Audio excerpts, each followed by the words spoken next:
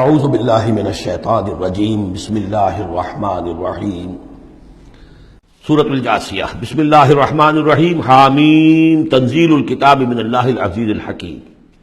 یہ سورہ مبارکہ اور پھر اس کے بعد آئے گی سورہ احقاف، یہ آپس میں جوڑا ہے، چنانچہ ان دونوں کا شروع اسی آیت سے ہوگا، تنزیل الکتاب من اللہ العزیز الحکیم، جو اس سے ہو رہا ہے.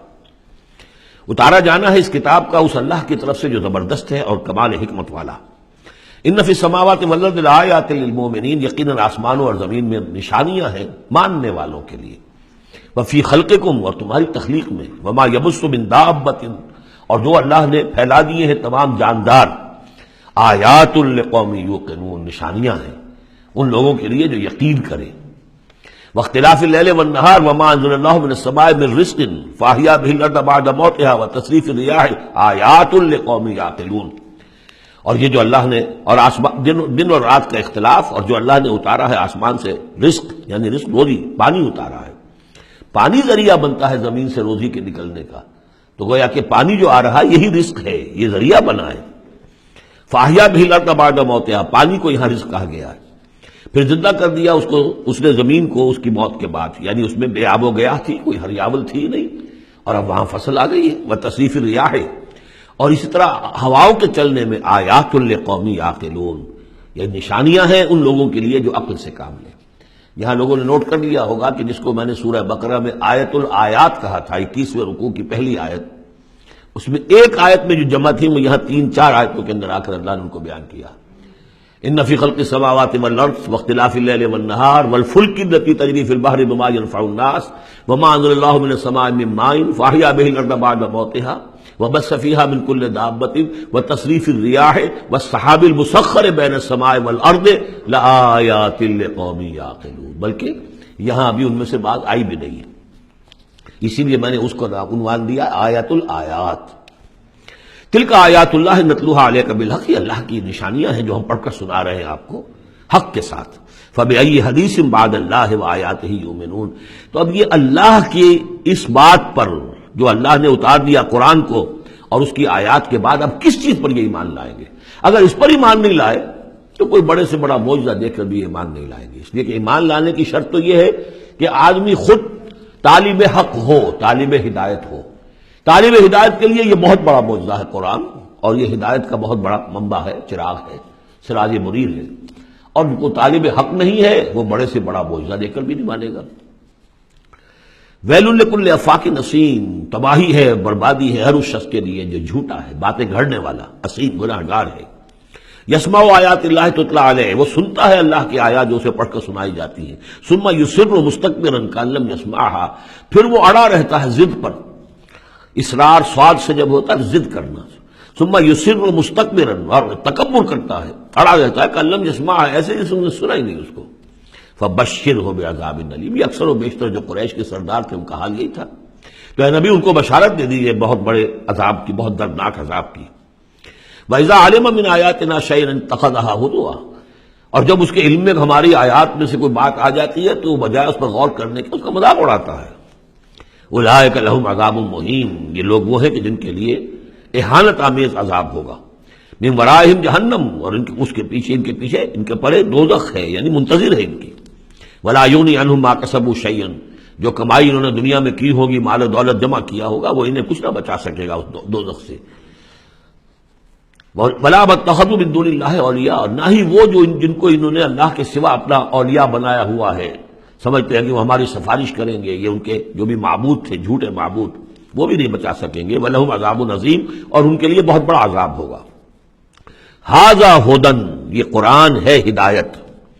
والذین کفروا بآیات ربہم، اور جو لوگ اپنے رب کی آیات کا کفر کریں گے، لہم عذاب من رجز علیم، ان کے لیے تو ایک بڑے دردناک بلا کا عذاب ہوگا.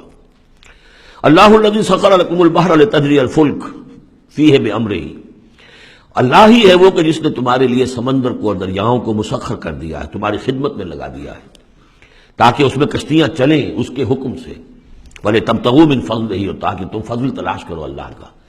کشتیوں کے ذریعے سے ہی سامان تجارت ادھر سے ادھر جاتا تھا. وَلَعَلَّكُمْ تَشْكُرُونَ، اور تاکہ تم شکر کرو. وَسَخَّرَ لَكُم مَّا فِي السَّمَاوَاتِ وَمَا فِي الْأَرْضِ جَمِيعًا مِّنْهُ، اور اللہ نے تو تمہارے لیے مسخر کر دیا، تمہارے لیے کام میں لگا دیا وہ سب کچھ جو آسمانوں میں ہے اور وہ سب کچھ جو زمین میں، کل کا کل اپنی طرف سے۔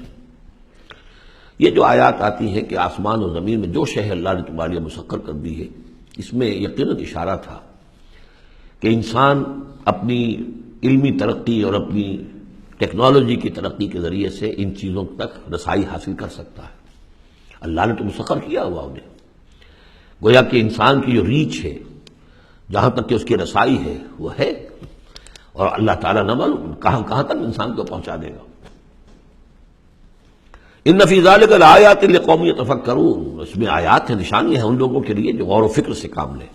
قل للذین آمنوا یغفروا للذین لا یرجون ایام اللہ، اے نبی ذرا اہل ایمان سے کہہ دیجئے کہ کچھ دیر کے لیے ابھی ذرا معاف کرتے رہیں ان لوگوں کو کہ جنہیں اللہ کے دنوں کا انتظار نہیں ہے، جو نہیں سمجھتے کہ وہ عذاب والا دن ان پر بھی آ سکتا ہے، یعنی یہ بھٹکے ہوئے، کیونکہ یہ ابھی یوں سمجھیے کہ وسط ہے مکی دور کا، تو اس میں ابھی وہی تلقین کی جا رہی ہے کہ جلدی نہ کرے مسلمان کہ اللہ کب تک انہیں چھوٹ دے گا، وہ عذاب ان پر آ جانا چاہیے، نہیں، ابھی ذرا ان سے درگزر کرو۔ قل للذین آمنوا، اے نبی کہہ دیجئے اہل ایمان سے، یغفروا ذرا درگزر کریں، للذین لا یرجون ایام اللہ، اب یہ وہ ایام اللہ کے لفظ آ گئے، تذکیر بایام اللہ، یہ انہیں امید نہیں ہے، انہیں کوئی کھٹکا نہیں ہے، یہ بھولے ہوئے ہیں اللہ کے وہ دن کے جن میں بڑی بڑی قوموں کو ہلاک کر دیا گیا، انہیں کوئی اندیشہ نہیں ہے۔ لیجزی قوم بما کانوا یکسبون، تاکہ اللہ تعالیٰ بدلہ دے ہر قوم کو ان کی اپنی کمائی کے مطابق۔ من عمل صالحا فلنفسہ، جس نے اچھے کام کیے تو اپنے لیے کیے، اپنے بھلے کے لیے کیے، اپنے فائدے کے لیے کیے، ومن اساء فعلیہا، جس نے برا کام کیا وہ اس کا وبال اسی پر ہوگا۔ ثم الی ربکم ترجعون، پھر تم اپنے رب کی طرف لوٹا دیے جاؤ گے۔ وَلَقَدْ آتَيْنَا بَنِي إِسْرَائِيلَ الْكِتَابَ وَالْحُكْمَ وَالنُّبُوَّةَ، اور ہم نے بنی اسرائیل کو کتاب بھی دی اور حکومت بھی دی اور نبوت بھی دی۔ وَرَزَقْنَاهُم مِّنَ الطَّيِّبَاتِ، اور ہم نے انہیں بہت سی طیبات، بڑی پاکیزہ چیزوں سے نوازا۔ وَفَضَّلْنَاهُمْ عَلَى الْعَالَمِينَ، اور انہیں تمام جہان کی قوموں پر فضیلت دی۔ یہ فضیلت تو اب بھی ان کے قائم ہے، کسی اور قوم میں اتنے نبی نہیں آئے ہیں دنیا میں جتنے کہ حضرت اسحاق یا یوں کہیے حضرت یعقوب کی نسل میں آئے۔ ویسے تو نسل جو ہے حضرت ابراہیم کی ہے، لیکن بنی اسرائیل چونکہ حضرت یعقوب سے اپنے آپ کو منسوب کرتے ہیں، حضرت یعقوب کا لقب تھا اسرائیل، اور ان کے 12 بیٹے تھے، اسے 12 قبیلے، اور یہ بڑی قوم بنی۔ تو جتنے نبی ان میں آئے ہیں، 1400 برس تک تو نبوت کا تار ٹوٹا ہی نہیں، یوں سمجھیے کہ ایک زنجیر چلی آ رہی ہے اور کڑی سے کڑی جڑی ہوئی ہے، نبوت کی کڑی ٹوٹی نہیں، اور زنجیر شروع ہوئی ہے 2 رسولوں سے، حضرت موسیٰ، ہارون، 2 بیک وقت موجود تھے، اگر ختم بھی ہوئی ہے تو 2 حضرت عیسیٰ اور یحییٰ، اور ان دونوں کے مابین 1400 برس کا فصل ہے اور کبھی زنجیر ٹوٹی نہیں۔ وَآتَيْنَاهُمْ بَيِّنَاتٍ مِّنَ الْأَمْرِ، لیکن دیکھ لیجیے بات سمجھنے کی وہ کیا ہے کہ پھر ان کے عمل کی وجہ سے، بدعملی کی وجہ سے، انہوں نے جب دین کو پشت دکھا دی، دین کی طرف پیٹھ کر لی، دنیا میں منہمک ہو گئے، آخرت کو بھول گئے، عیاشیوں میں، بدماشیوں میں لگ گئے، تو پھر وہی قوم ہے جس کے بارے میں 2 مرتبہ آ چکا ہے سورہ بقرہ میں، پھر سورہ آل عمران میں، ضربت علیہم الذلۃ والمسکنہ، ان پر ذلت اور مسکنت تھوپ دی گئی۔ اور وہی حال ہمارا ہے۔ اللہ نے ہمیں محمد رسول اللہ کی امت میں بنایا، پیدا کیا، بہت بڑا احسان، لیکن یہ کہ آج ہمارا حال کیا ہے؟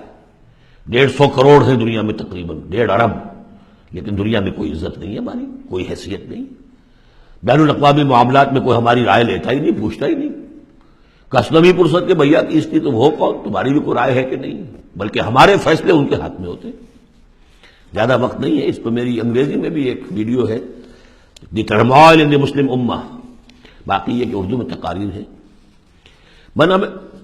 ہم نے ان کو دیا وَفَضَّلْنَاهُمْ عَلَى الْعَالَمِينَ وَآتَيْنَاهُمْ بَيِّنَاتٍ مِّنَ الْأَمْرِ، ہم نے کھلی کھلی باتیں اپنے امر کی ان کو عطا کر دیں، اس سے مراد ہے دین۔